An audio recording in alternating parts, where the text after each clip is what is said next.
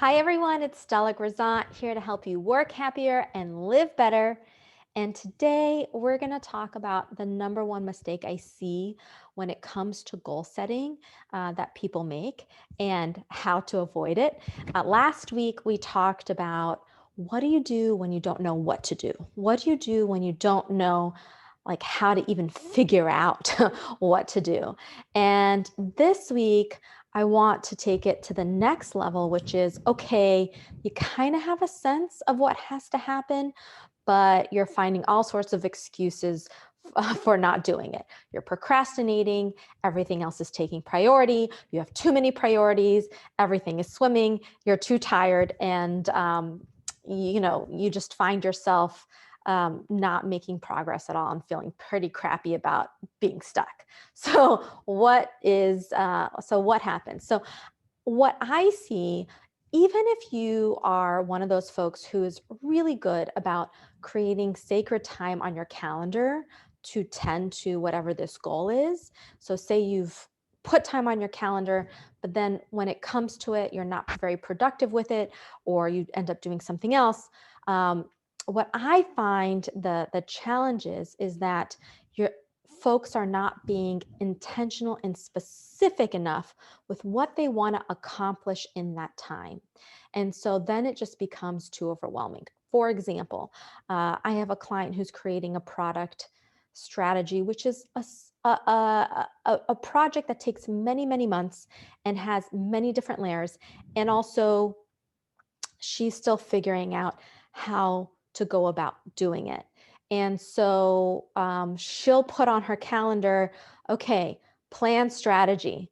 And I'm just like, oh my God, if I saw the word plan strategy, I would feel overwhelmed and not even want to start that. And that's exactly how she felt.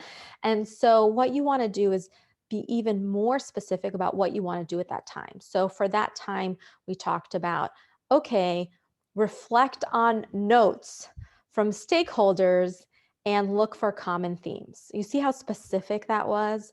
Or it could be outline an initial plan, or it can be make a list of people I need to talk to do X, Y, and Z. Or it could be read first 10 pages of report.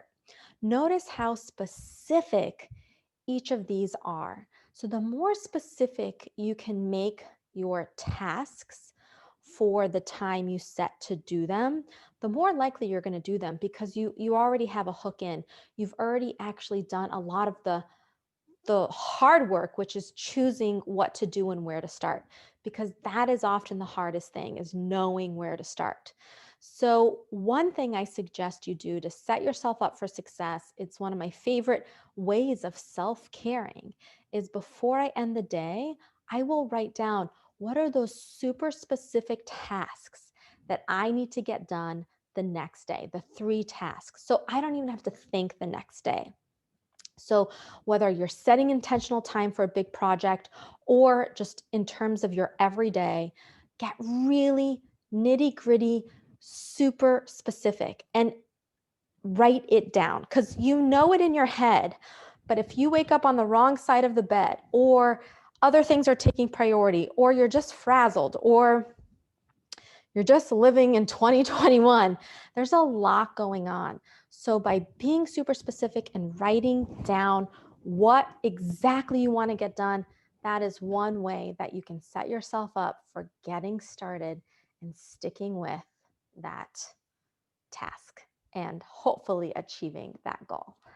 If you like this, give it a like, share it, leave your comments, and I will talk to you next week. Work happier, live better. Bye.